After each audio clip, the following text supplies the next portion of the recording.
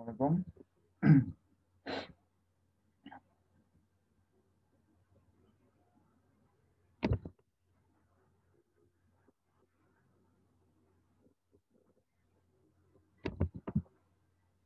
সবাই একটু জয়েন করুক।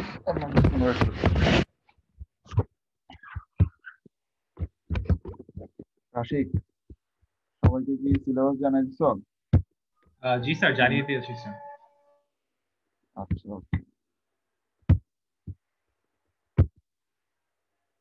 সিলেবাস অনেক ছোট, আশা করি সবাই ভালো করবেন। বাট যেহেতু ওই কোশ্চেন স্লাইড থেকেই হবে, তো যাদের লেখা স্লাইডের ডুপ্লিকেট পাবো তাদের খাতা ক্যান্সেল করবো, ঠিক আছে? কেউ দেখে দেখে লিখলে 0 পাবেন, 0।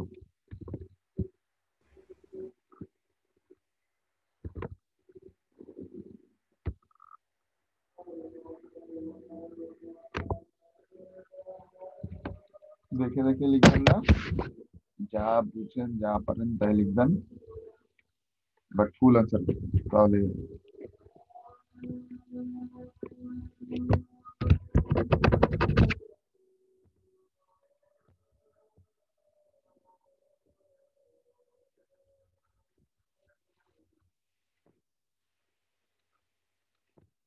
রাশিক, ওই তুমি যে অ্যাটেন্ডেন্স চাইছিলে ওটা কি মিড টার্ম পর্যন্ত নাকি ফুল? স্যার ওই যে ফার্স্টে 7টা উইকের স্যার। হ্যাঁ হ্যাঁ। স্যার ফার্স্টে 7টা উইকে আমরা ফিজিক্যাল ক্লাস করেছিলাম স্যার, ওই 7 উইকের আর কি অ্যাটেন্ডেন্স। আচ্ছা, আমি তোমাকে মেল করে দিচ্ছি, হ্যাঁ? স্যার মানে যে তুমি একটু মার্চের 17 তারিখের আগ পর্যন্ত আর কি। বুঝতে পারছি, বুঝতে পারছি। সবাইকে দিয়ে দিও, আমি তোমাকে মেল করে দিচ্ছি। আচ্ছা মানে স্যার। কে কোথায় ডিস কলেজিয়েট আর ইয়ে আছে, নন কলেজিয়েট।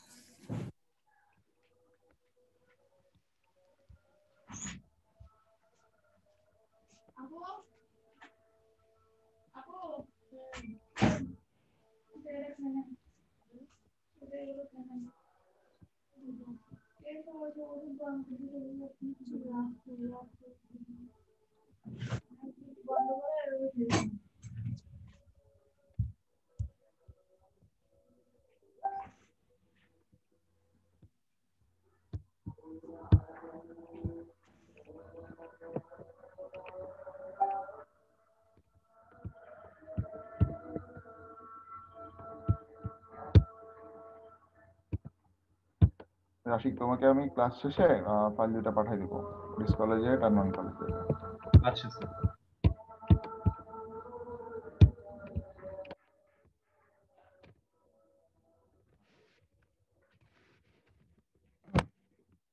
স্যার একটা রিকোয়েস্ট ছিল স্যার। হ্যাঁ বলো। স্যার মিডের সিলেবাসটা কি একটু সাজেশন দিতে পারবেন স্যার? বিশেষ সিলেবাস তো এমনিই অনেক ছোট, আর সাজেশন কি স্যার দিতে হবে? এটা স্যার অনেক বড় স্যার, কেননা স্যার এতগুলা ফাইল। দুইটা ফুল টপিক দেই নাই, তো এটা কিভাবে বড় বলো? মিড তো আর অনেক বড় হয় না? স্যার অ্যাকচুয়ালি বড় হইতো না, বাট অ্যাকচুয়ালি এখন যে প্রেসারটা চলতেছে এটার মধ্যে আর কি এটার সাইজটা আর কি বড়, এইটাই আর কি। সাজেশন বলতে আমি একটা জিনিস বলতে পারি, যে যে বিভিন্ন লস আছে না একটা স্লাইডে, স্লাইড তো না পিডিএফ, ওখানে যে অনেকগুলো লস আছে ওগুলা পড়া লাগবে। সিএফআর গুলা স্যার, হ্যাঁ হ্যাঁ, সিএফআর গুলা। বুঝলেন?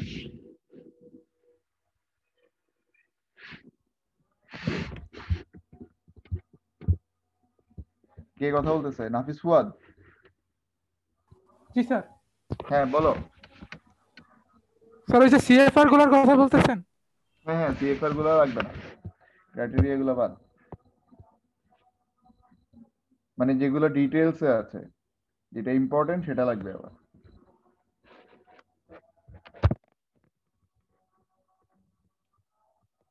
আচ্ছা, তো আজকে আমরা যে টপিকটা আসলে বাকি আছে স্যারে ওইটা হয়তোবা যেহেতু সময় স্বল্পতা ছিল এই জন্য ধরে নাই, টাচ করে নাই, তো আমরা ওইটা হালকা একটু ব্রিফ নেওয়ার ট্রাই করব।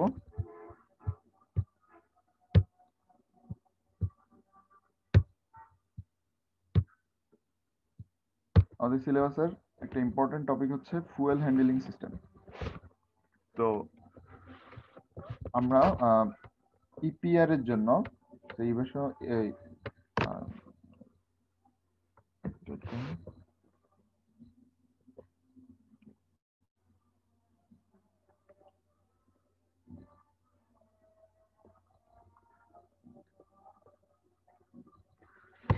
আচ্ছা, ফুয়েল হ্যান্ডলিং সিস্টেমের জন্য আমাদের, আমি যেটা দেখলাম আমাদের তেমন কোনো স্লাইড বা টপিক পড়ানো হয় নাই।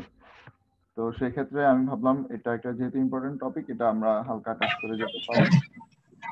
তো আমরা আজকে যেটা দেখবো ইপিআর এর জন্য আমাদের ফুয়েল হ্যান্ডলিং সিস্টেমটা কিরকম সেটা আমরা জাস্ট একটা ওভারভিউ আলোচনা করব, এবং খুব ব্রডলি ডিসক্রাইব করব না, যতটুকু পসিবল।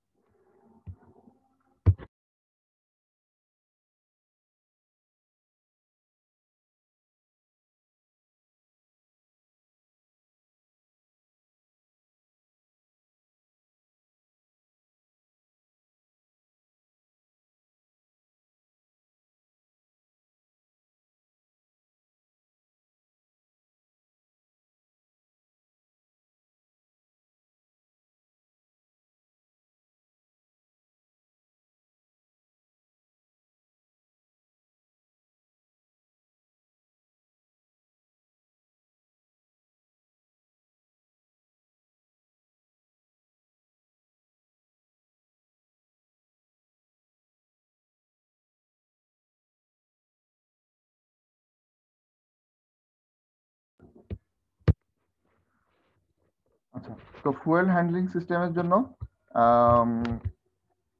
আসলে ফুয়েল হ্যান্ডলিং সিস্টেমে কি কি আছে সেটা আমরা জাস্ট দেখি, যে new fuel handling and storage, refuelling, spent fuel storage and activities during plant normal operation, spent fuel transfer from SFP. SFP মানে হচ্ছে স্পেন্ট ফুয়েল স্টোরেজ পুল।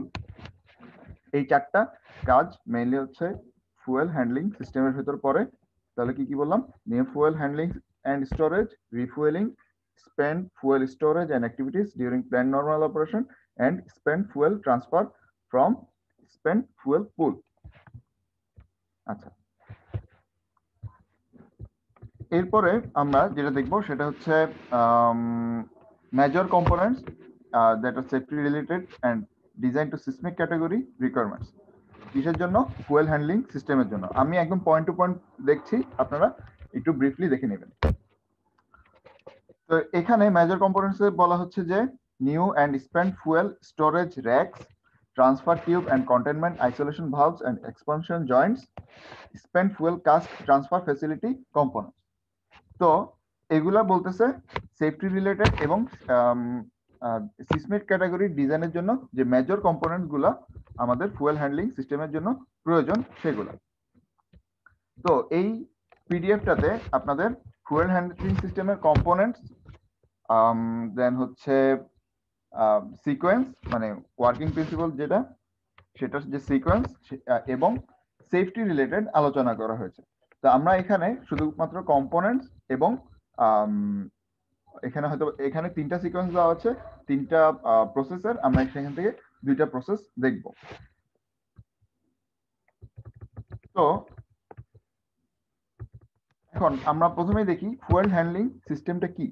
ফুয়েল হ্যান্ডলিং সিস্টেম আমরা প্রথমে দেখলাম যে চারটা কাজ করে, এবং চারটা কাজ করার সাথে সাথে তারা যেটা করে সেটা হচ্ছে installing and removing fuel Assembly's in the reactor vessel, transferring irradiated fuel assemblies from the reactor vessel to the spent fuel pool and storage of irradiated fuel assemblies. এই কাজগুলা কি ফুয়েল হ্যান্ডলিং সিস্টেমের মাধ্যমে করা হয়। এছাড়া এই সিস্টেমের মাধ্যমে সেফলি রিসিভিং অর্থাৎ fuel safely receiving, inspecting, storing and handling of new fuel এই কাজগুলো করে থাকা হয়। তো এই ফুয়েল হ্যান্ডলিং টোটাল সিস্টেমটা যে করছে, তো সেখানে কি অবশ্যই তাদেরকে অকুপেশনাল রেডিয়েশন এক্সপোজার কি মেনটেন করতে হয়, অর্থাৎ এলআরআর যে প্রসেসটা এলআরআর যে সিস্টেমটা আছে সেটা তাদের মেনটেন করতে হয়।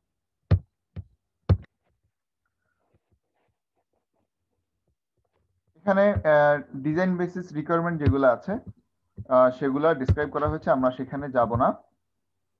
আমরা এখন যেটা দেখব, প্রথমেই আমাদের কি কম্পোনেন্টস গুলা দেখে নিব, দেন আমরা জেনারেল ডিসক্রিপশন এবং সিকোয়েন্স গুলা আলোচনা করব।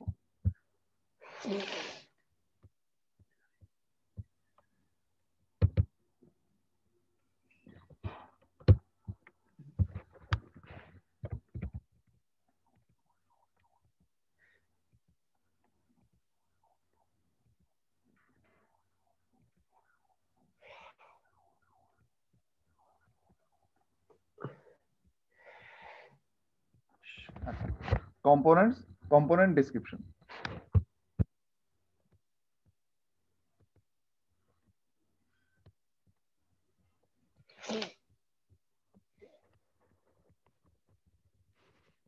ফুয়েল হ্যান্ডলিং সিস্টেমের জন্য প্রথমে যে কম্পোনেন্টটা আসে সেটা হচ্ছে রিফুয়েলিং মেশিন।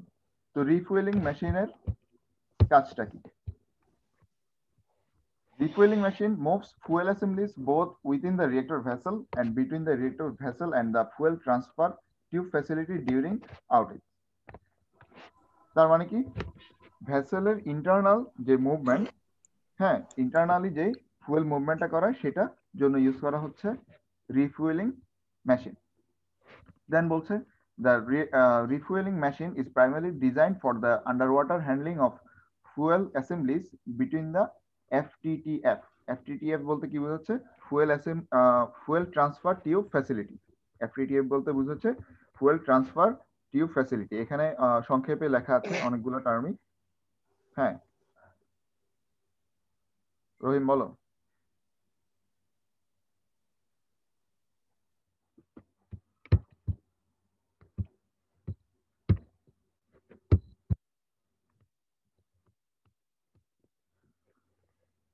তো রিফুয়েলিং মেশিনের মেইন পারপাসটা কি? রিয়েক্টর ভেসেলের ভিতরে এবং রিয়েক্টর ভেসেল থেকে ফুয়েল FTTF অর্থাৎ ফুয়েল ট্রান্সফার টিউব ফ্যাসিলিটিতে তাদের ফুয়েল অ্যাসেম্বলি গুলা মুভ করানোর জন্য এই মেশিনটি ইউজ করা হয়। এছাড়া রিফুয়েলিং মেশিন তাদের ফুয়েল ক্ল্যাডিং র্যাপচার ডিটেক্ট করার জন্য, ভিজুয়াল কোর ম্যাপিং এর জন্য এবং fuel handling control, rod drive shaft এগুলা অপারেশনাল প্ল্যাটফর্ম হিসেবেও কাজ করে।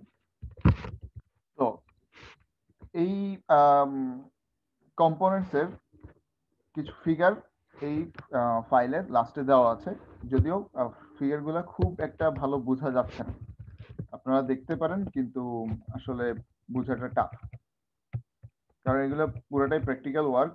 তো যে মানে নিজে না দেখছে সে আসলে এটা ডিরেক্ট বোঝাটা আসলে ডিফিকাল্ট। তো আমরাও তো পড়ে পড়ে শিখতেছি। আচ্ছা, নেক্সট আমাদের যে কম্পোনেন্টটা আসে সেটা হচ্ছে fuel transfer tube facility. Fuel transfer tube facility হচ্ছে তার মেইন যে পারপাস সেটা হচ্ছে transfer fuel between spent fuel pool and the refuelling cavity. এখন রিফুয়েলিং ক্যাভিটি বলতে কি বোঝায়? রিফুয়েলিং ক্যাভিটির জন্য আমি আপনাদেরকে একটা ফিগার দেখাচ্ছি, সেটা আপনারা দেখতে পারেন। এ হচ্ছে আমাদের কোর, এবং যখন রিফুয়েলিং করা হয় তখন এই কোরের যে উপরের অংশটুকু সেটা পুরোটা ফ্লাডেড করা হয়, বোরেটেড ওয়াটার দ্বারা ফ্লাডেড করা হয়। তো এই অংশটাকে বলা হচ্ছে রিফুয়েলিং ক্যাভিটি এবং তার পাশে যেই অংশটা সেটাকে বলা হচ্ছে রিফুয়েলিং ক্যাভিটি ওয়াল।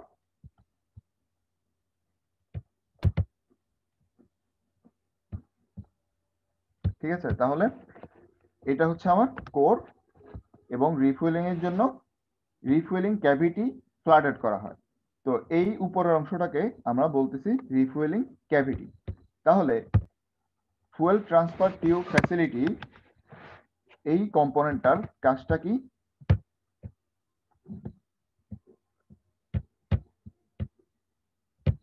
ফুয়েল ট্রান্সফার টিউব ফ্যাসিলিটি এই কম্পোনেন্টের কাজ মেইন পারপাসটা হচ্ছে তার ফুয়েলকে স্পেন্ট ফুয়েল পুল থেকে রিফুয়েলিং ক্যাভিটি এই যে অংশটুকু সেখানে ফুয়েলটা ট্রান্সফার করা। এটা হচ্ছে আমার ফুয়েল ট্রান্সফার টিউব ফ্যাসিলিটির মেইন পারপাস। এছাড়া এই ফুয়েল ট্রান্সফার টিউব ফ্যাসিলিটি অর্থাৎ FTTF যেটা করে সেটা হচ্ছে ইনার এবং আউটার কন্টেনমেন্টকে আইসোলেশনে সে একটা গুরুত্বপূর্ণ ভূমিকা পালন করে। কারণ এটা তো একটা গ্যাপ, তো সে যদি প্রপারলি আইসোলেটেড না করতে পারে সেক্ষেত্রে কিন্তু লিকেজ হওয়ার চান্স থাকে। সেজন্য ইনার এবং আউটার কন্টেনমেন্ট আইসোলেশনের জন্য সে একটা গুরুত্বপূর্ণ ভূমিকা পালন করে। এছাড়া SFP অর্থাৎ স্পেন্ট ফুয়েল পুল থেকে রিফুয়েলিং ক্যাভিটি কে আইসোলেট করার জন্য এই টিউব ফ্যাসিলিটি ইউজ করা হয়।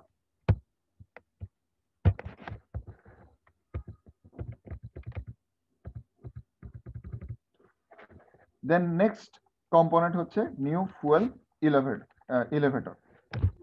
নিউ ফুয়েল এলিভেটরের মেইন কাজটা হচ্ছে নিউ ফুয়েল অ্যাসেম্বলিকে লোয়ার করে অর্থাৎ ডাউন করে তাকে স্পেন্ট ফুয়েল স্টোরেজ পুলের নিচে নেওয়া এবং স্পেন্ট ফুয়েল মেশিনের মাধ্যমে তাকে স্পেন্ট ফুয়েল স্টোরেজ পুলের নিচে নিয়ে যাওয়া। নিউ ফুয়েল এলিভেটর আমরা এগুলো আসবো আস্তে আস্তে। তো আমরা প্রথমে যেটা দেখলাম সেটা হচ্ছে রিফুয়েলিং মেশিন। রিফুয়েলিং মেশিনের কাজ কি? রিফুয়েলিং মেশিন হচ্ছে তার রিয়েক্টর ভেসেলের ভেতরে ফুয়েল অ্যাসেম্বলি মুভ করাবে। রিফুয়েলিং মেশিন রিয়েক্টর ভেসেল এবং FTTF এর ভেতরে তাদের ফুয়েল মুভ করাবে। সেকেন্ড দেখলাম হচ্ছে FTTF fuel transfer tube facility. Fuel transfer tube facility কি করবে? স্পেন্ট ফুয়েল পুল এবং রিফুয়েলিং ক্যাভিটির ভিতরে ফুয়েল ট্রান্সফার করবে। আর নিউ ফুয়েল এলিভেটর কি করবে? নিউ ফুয়েল অ্যাসেম্বলিকে স্পেন্ট ফুয়েল স্টোরেজ পুলে স্পেন্ট ফুয়েল মেশিনের মাধ্যমে কি করবে? ট্রান্সফার করবে। এই গেল আমাদের তিনটা কম্পোনেন্ট। নেক্সট কম্পোনেন্ট হচ্ছে spent fuel machine. Spent fuel machine হচ্ছে আন্ডার ওয়াটারে ফুয়েল অ্যাসেম্বলি গুলোকে হ্যান্ডলিং করবে। কোথায়? SFP এবং FTTF এ। স্পেন্ট ফুয়েল পুল এবং ফুয়েল ট্রান্সফার টিউব ফ্যাসিলিটিতে কে কি ফুয়েল অ্যাসেম্বলি গুলা সে কি করবে? ট্রান্সফার করবে। এটা হচ্ছে স্পেন্ট ফুয়েল মেশিন।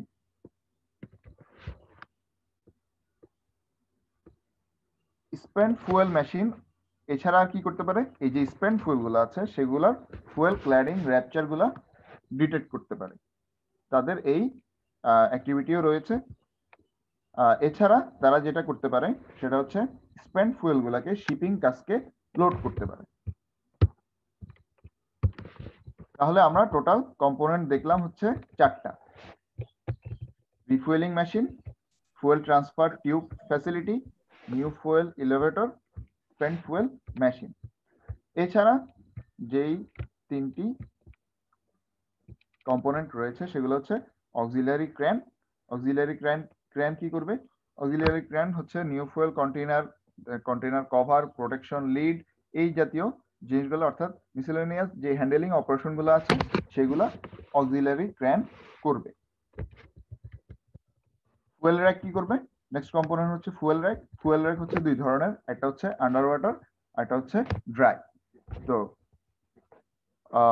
সাধারণত ফ্রেশ ফুয়েল অর্থাৎ নিউ ফুয়েল যেগুলো নিউ ফুয়েল অ্যাসেম্বলি সেগুলো ড্রাই র্যাকে রাখা হয় এবং যেগুলা ইরিডিয়েটেড ফুয়েল সেগুলা আন্ডার ওয়াটার ফুয়েল র্যাকে রাখা হয় এবং এটাকে এই ফুয়েল র্যাকগুলোকে আন্ডার ওয়াটার ফুয়েল র্যাকগুলোকে কি ক্রিটিক্যালিটি সাব ক্রিটিক্যাল রাখতে হয়, ক্রিটিক্যালিটি প্রপারলি মেনটেন করতে হয়। এছাড়া তাদের একটা কুলেবল জিওমেট্রি ইরিডিয়েটেড ফুয়েলের জন্য কুলেবল জিওমেট্রি মেনটেন করতে হয়।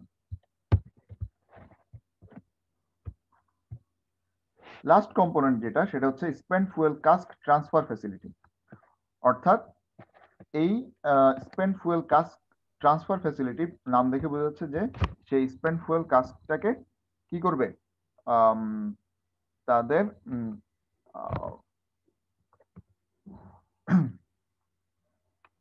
তাদের ট্রান্সফার এই ফুয়েল কাস্ক মেশিনের মাধ্যমে কি করবে, ওই লোডিং করবে।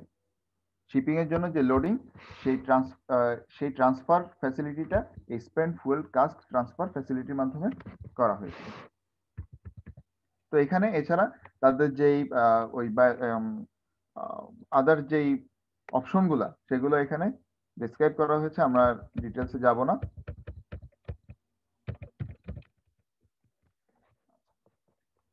এই হচ্ছে আমাদের কম্পোনেন্টস গুলা, ফুয়েল হ্যান্ডলিং সিস্টেমের টোটাল কম্পোনেন্টস গুলা হচ্ছে। তাহলে আমরা যদি আবার বলি সেটা হচ্ছে প্রথমে হচ্ছে refuelling machine, fuel transfer tube facility, new fuel elevator, spent fuel machine, auxiliary crane, fuel racks এবং spent fuel cask transfer facility.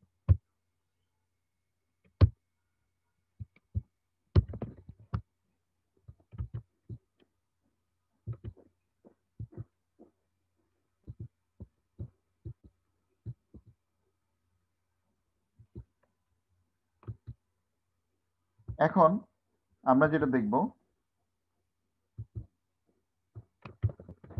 সেটা হচ্ছে প্রসিডিওর, অর্থাৎ কিভাবে এই রিফুয়েলিং গুলা করা হয় বা হচ্ছে ফুয়েল ট্রান্সফার করা হয়। তো প্রথমেই বলছে যে the fuel handling equipment can handle a fuel assembly underwater from the time a new fuel assembly is lowered into the underwater fuel storage area until the irradiated fuel assembly is placed in a spent fuel cask for shipment from the site. অর্থাৎ প্রথমে spent ফুয়েলটাকে তার core থেকে remove করা হয়, remove করে তাকে কি spent fuel পুলে, এই ইরিডিয়েটেড স্পেন্ট ফুয়েলটাকে কি স্পেন্ট ফুয়েল পুলে রাখা হয় যাতে তার ডিকে হিটটা রিমুভ হয়ে যায়। আফটার সার্টেন টাইম তাকে কি করে, তাকে সেই স্পেন্ট ফুয়েল পুল থেকে নিয়ে তাকে ডিকম্পোজিশনের জন্য সাইট থেকে নিয়ে যায়। এটাই তো হচ্ছে প্রসেস। তো এই প্রসেসটা কিভাবে করে, অর্থাৎ সেই কম্পোনেন্ট গুলো ইউজ করে কিভাবে এই প্রসেস গুলো করা হয় সেটা আমরা দেখব।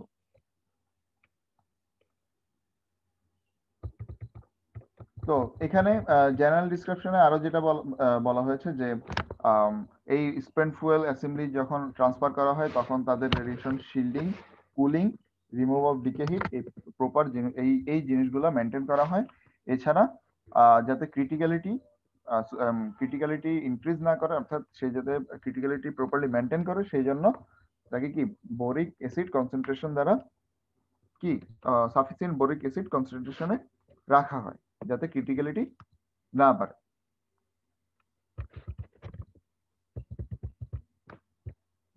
তো প্রথমেই যেটা দেওয়া হয়েছে সেটা হচ্ছে new fuel handling and storage, অর্থাৎ নিউ ফুয়েল যখন আসে, নিউ ফুয়েল প্রথমে এখানে দুইটা পার্টে ভাগ করা হয়, আমি একটু দেখাই।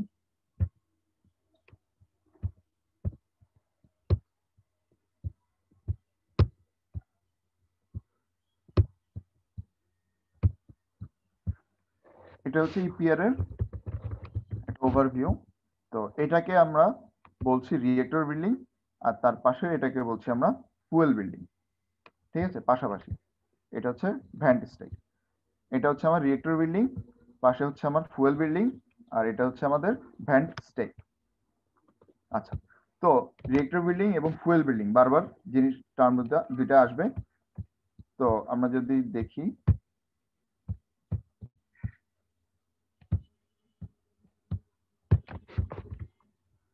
new fuel containers are received in the fuel building loading bay। তাহলে নিউ ফুয়েল কন্টেনার গুলা রিসিভ করা হয় ফুয়েল বিল্ডিং এ, ঠিক আছে। তো ফুয়েল বিল্ডিং থেকে প্রথমে তাদেরকে নিয়ে যাওয়া হয় এক্সামিনেশন ফ্যাসিলিটিতে, সেখানে এই ফুয়েল অ্যাসেম্বলি গুলো এক্সামিনেশন করা হয়। দেন অ্যাকসেপ্টেড যে নিউ ফুয়েল অ্যাসেম্বলি গুলো আছে তাদেরকে নিউ ফুয়েল ড্রাই স্টোরেজ এরিয়াতে নিয়ে যাওয়া হয়, ঠিক আছে।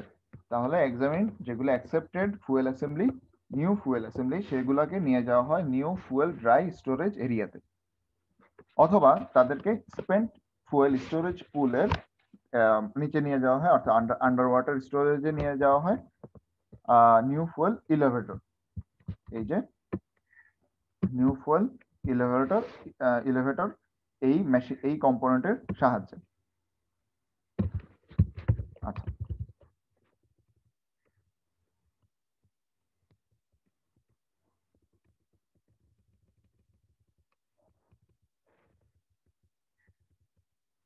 তো যদি নিউ ফুয়েলটাকে প্রথমে ড্রাই স্টোরেজ এরিয়াতে নেওয়া হয়, সেক্ষেত্রে রিফুয়েলিং এর পূর্বে তাদেরকে আন্ডার ওয়াটার স্টোরেজে নিয়ে যাওয়া হয়, কারণ কম্পোনেন্ট একই কম্পোনেন্ট ইউজ করা হচ্ছে। রিফুয়েলিং এর জন্য ইরিডিয়েটেড স্পেন্ট ফুয়েলটাকে নিয়ে তাকে স্পেন্ট ফুয়েল পুলে নিচ্ছে, সেখানে যে কম্পোনেন্ট ইউজ করা হচ্ছে সেই নিউ ফুয়েল অ্যাসেম্বলিকে নিয়ে আবার নতুন করে প্লেসমেন্ট করার জন্য কি একই কম্পোনেন্ট কিন্তু ইউজ করা হচ্ছে। সেজন্য নিউ ফুয়েল অ্যাসেম্বলিকে রিফুয়েলিং এর পূর্বে তাকে আন্ডার ওয়াটার স্টোরেজে নিয়ে যাওয়া হয়।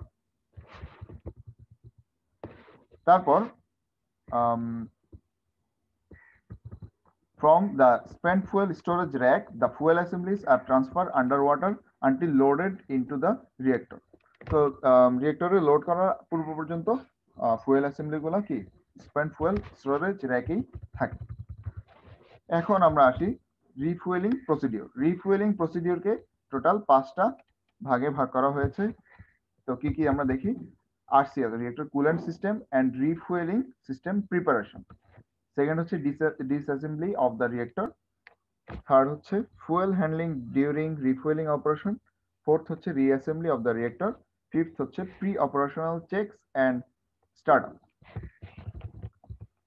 তো প্রথমটা যদি বলা হয় যে RCS and refuelling system preparation, তো সেখানে কি করা হয়, সেখানে দেখা হয় যে রিঅ্যাক্টর প্রপারলি শাটডাউন হয়েছে কিনা, বোরেটেড আছে কিনা, এবং রিফুয়েলিং কন্ডিশনের জন্য যে পরিমাণ কুল ডাউন করা প্রয়োজন সেই পরিমাণ কুল ডাউন করা হয়েছে কিনা। তারপর রেডিয়েশন সার্ভে করা হয় এবং তার রিঅ্যাক্টর ভেসেল হেড সেটাতে অ্যাক্সেস করার জন্য অ্যালাউ করা। দেন হচ্ছে ফুয়েল ট্রান্সফার যে টুল গুলো আছে এবং ইকুইপমেন্ট গুলো আছে সেগুলো প্রপারলি চেক করে, ইন্সপেক্ট করে এবং অপারেশনের জন্য টেস্ট করা হয় যে এটা মানে রিফুয়েলিং এর জন্য এখন প্রপারলি প্রস্তুত আছে কিনা। দেন যে স্টেপ সেটা হচ্ছে ডিসঅ্যাসেম্বলি অফ দ্য রিঅ্যাক্টর। তো ডিসঅ্যাসেম্বলি অফ দ্য রিঅ্যাক্টর বলতে বোঝাচ্ছে যে সে রিঅ্যাক্টর প্রেসার ভেসেলে অর্থাৎ আরপিভি তে যে মেকানিক্যাল এবং ইনস্ট্রুমেন্টাল কানেকশন গুলো আছে সেগুলা প্রপারলি ডিসকানেক্টেড করে যাতে রিঅ্যাক্টর ভেসেল হেডটা রিমুভ করা যায়। দেন রিঅ্যাক্টর ভেসেল হেড রিমুভ করার পর সেখানে চেক করা হয় যে আন্ডার ওয়াটার লাইটস, টুলস এবং যে আদার যে ইকুইপমেন্ট গুলো আছে যেগুলো প্রয়োজন সেগুলা প্রপারলি কাজ করছে কিনা, অর্থাৎ সেগুলা চেক করা হয়। দেন হচ্ছে IRWST in containment refuelling water storage tank থেকে বোরেটেড ওয়াটার কি করে রিফুয়েলিং ক্যাভিটিকে ফ্লাডেড করে রিফুয়েলিং করার জন্য। তো ফ্লাডেড করার পরে তার ভেসেল আরপিভি হেডটাকে নিয়ে তার সুইটেবল যে পজিশন সেখানে রাখা হয় এবং আদার্স যে কম্পোনেন্ট গুলো আছে যেগুলো রিমুভ করা প্রয়োজন সেগুলো রিমুভ করে তার সুইটেবল প্লেসে রাখা হয়। এখন হেড যখন রিমুভ করা হয়ে গেছে তখন core is ready to refuel. তো প্রসেস গুলো আমরা যদি একটু দেখি, the general fuel handling sequence for refueling involving moving the fuel assembly from the reactor vessel to the spent fuel pool, অর্থাৎ এখানে যে সিকোয়েন্সটা আছে সেটা হচ্ছে রিয়েক্টর ভেসেল থেকে ফুয়েল ট্রান্সফার করবে স্পেন্ট ফুয়েল পুলে, রিয়েক্টর ভেসেল থেকে স্পেন্ট ফুয়েল পুলে ফুয়েল অ্যাসেম্বলি ট্রান্সফার করা হবে। তো কি করছে রিফুয়েলিং মেশিন, প্রথমে কি করবে, যে কোন একটা ইরিডিয়েটেড স্পেন্ট ফুয়েল কে তার উপর নেবে এবং তাকে গ্রিপ করবে। গ্রিপ করার পরে তাকে সাফিসিয়েন্ট হাইটে নিয়ে আসবে। সেকেন্ড স্টেপটা, গ্রিপ করার পরে রিফুয়েলিং মেশিন ওই সিলেক্টেড ফুয়েল অ্যাসেম্বলিকে কি করবে, সাফিসিয়েন্ট হাইটে উঠাবে এবং তাকে ফুয়েল ট্রান্সফার টিউব ফ্যাসিলিটিতে নিয়ে আসবে। ফুয়েল ট্রান্সফার টিউব ফ্যাসিলিটিতে নিয়ে আসবে, সেটা কি রিফুয়েলিং ক্যাভিটির ভেতরেই। কিন্তু থার্ড স্টেপ কি বলছে, থার্ড স্টেপ বলছে যে ফুয়েল ট্রান্সফার সিস্টেম কনভেয়র কার, যেটা আগে থেকেই পজিশন করা থাকবে কোথায়, ফুয়েল ট্রান্সফার টিউব ফ্যাসিলিটিতে। FTTF এ ফুয়েল ট্রান্সফার সিস্টেম কনভেয়র কার থাকবে, সেখানে এই ফুয়েল কন্টেনারের ভেতরে এই স্পেন্ট ফুয়েলটা রাখা হবে। ফুয়েল কন্টেনারটা ভার্টিক্যাল পজিশনে থাকবে এবং সেই ফুয়েল কন্টেনারে স্পেন্ট ফুয়েলটা রাখা হবে। দেন এই ফুয়েল কন্টেনারটা এই এমটি ফুয়েল কন্টেনারটা যখন রিফুয়েলিং মেশিনের মাধ্যমে এই ফুয়েল অ্যাসেম্বলি যখন তাকে লোড করা হবে, দেন তাকে নিয়ে যাওয়া হবে স্পেন্ট ফুয়েল পুলে।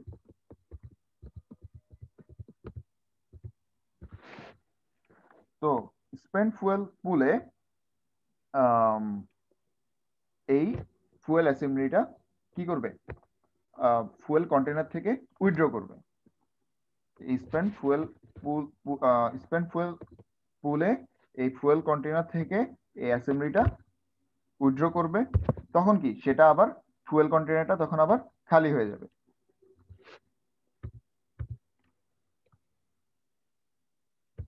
আচ্ছা, দেন এই স্পেন্ট ফুয়েল মেশিন ফুয়েল অ্যাসেম্বলিটাকে তার স্পেন্ট ফুয়েল পুলে তার যে ফুয়েল র্যাক আছে, যেখানে আন্ডার ওয়াটারে যেখানে তাকে রাখা হবে, সেখানে নিয়ে যাবে।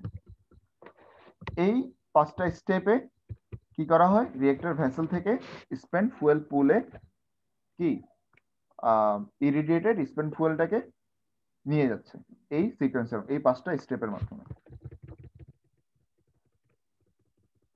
এরপর যে সিকোয়েন্সটা দেওয়া আছে সেটা হচ্ছে fuel handling sequence for refueling involving moving the fuel assembly from spent fuel pool to the reactor vessel. একটু আগে যেটা দেখলাম সেটা হচ্ছে রিয়েক্টর ভেসেল থেকে ইরিডিয়েটেড স্পেন্ট ফুয়েল পুলে নিয়ে যাচ্ছে, আর এখন স্পেন্ট ফুয়েল পুল থেকে নিউ ফুয়েল আমরা রিয়েক্টর ভেসেলে নিচ্ছি। সেটা স্টেপগুলো কি কি, a fuel assembly is taken from a specified location in the spent fuel pool storage rack and loaded into the empty fuel container. তো আবার সিমিলার প্রসেসে স্পেন্ট ফুয়েল পুল থেকে নিউ ফুয়েল কি করবে, এমটি ফুয়েল কন্টেনারে নিবে। দেন এটা হরিজন্টাল পজিশনে থাকবে ফুয়েল কন্টেনারটা, তাকে কি করা হবে, ফুয়েল ট্রান্সফার টিউব ফ্যাসিলিটির মাধ্যমে রিয়েক্টর বিল্ডিং এ নেওয়া হবে। দেন এই ফুয়েল কন্টেনারকে আবার ভার্টিক্যাল পজিশনে আনা হবে, এনে রিফুয়েলিং মেশিনের মাধ্যমে এই ফুয়েল অ্যাসেম্বলিটাকে গ্রিপ করে নিয়ে তাকে কি করবে, আবার ওই রিয়েক্টরে আবার লোকেটেড করবে। তাহলে যেই ওয়েতে স্পেন্ট ফুয়েল পুলে নেওয়া হচ্ছে, সেই ওয়েতেই আবার স্পেন্ট ফুয়েল পুল থেকে কি নতুন করে নিউ ফুয়েল জয়েন করা, আবার নতুন করে লোকেটেড করা হচ্ছে। তো নেক্সট স্টেপ হচ্ছে রিঅ্যাসেম্বলি দ্য রিয়েক্টর। তো বলা হচ্ছে যে আফটার দ্য কোর ম্যাপিং, এখানে যে নতুন ফুয়েল নিচ্ছে এবং স্পেন্ট ফুয়েল পুলে নিচ্ছে, এর মাঝে আবার কি তাদের নিজস্ব তাদের সেখানে যে ফুয়েল গুলো আছে, ফুয়েল রড গুলো আছে, ফুয়েল অ্যাসেম্বলি গুলো আছে, সরি, তাদেরকে কি রিলোকেট করা হচ্ছে। তো রিলোকেট করার পর, অর্থাৎ এই যে কোর ম্যাপিং, সেই কোর ম্যাপিংটা প্রপারলি কমপ্লিট করার পরে রিয়েক্টর ভেসেল আবার রিঅ্যাসেম্বল করা হয়। রিয়েক্টর ভেসেল হেডটাকে আবার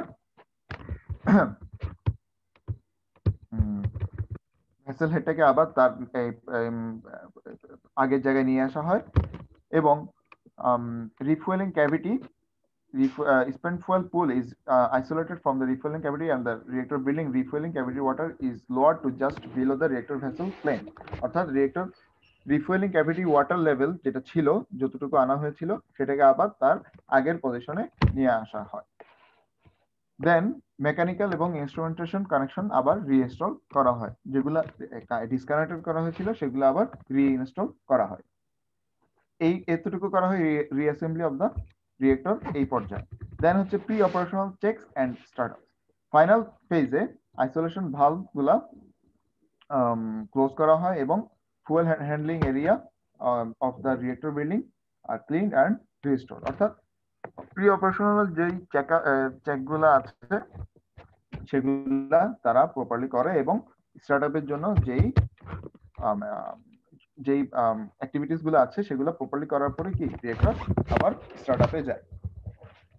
তাহলে আমরা দুইটা সিকোয়েন্স দেখলাম, একটা হচ্ছে রিয়েক্টর ভেসেল থেকে স্পেন্ট ফুয়েল পুলে নেওয়ার যে সিকোয়েন্স গুলো এবং স্পেন্ট ফুয়েল পুল থেকে রিয়েক্টর ভেসেলে আনার যে সিকোয়েন্স গুলো, এই দুইটা আমরা দেখলাম।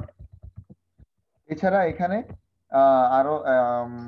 আরো আছে, যেটা হচ্ছে spent fuel transfer from SFP, অর্থাৎ স্পেন্ট ফুয়েল পুল থেকে স্পেন্ট ফুয়েল গুলা কিভাবে ওই কাস্কে লোড করা হয় এবং শিপিং এর জন্য প্রিপেয়ার করা হয়। তো যেহেতু আমাদের টাইম কম, আমরা সবগুলো টপিক দেখছি না, আমরা ইম্পর্টেন্ট গুলোই দেখবো। তো এখানে এছাড়া আরো যেটা আছে, এখানে সেফটি বিষয়টা আছে, যে প্রত্যেকটা কম্পোনেন্টের সেফটি এবং যে প্রসেস গুলো আছে প্রসেস গুলো সেফটি। তো সেফটি নিয়ে আমরা আর এই পাওয়ার প্ল্যান্ট ইঞ্জিনিয়ারিং এ আলোচনা করব না, সেটা সেফটি পার্ট সেফটি সময় থাকলে হয়তো করা যেত। তো এই ছিল আজকের মতো।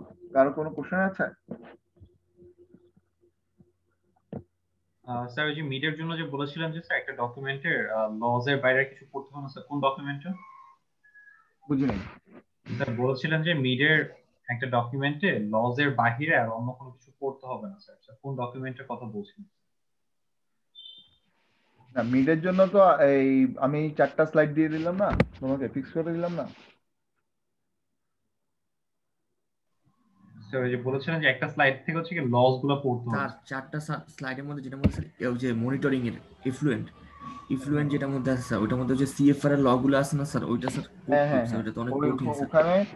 ওখানে যে অনেকগুলা ল আছে না, ওগুলা পড়া লাগবে না, কিন্তু আবার ওই যে নিচে দেখবেন energy dose limit, water drinking water permit, ওই জিনিসগুলো দেখবেন।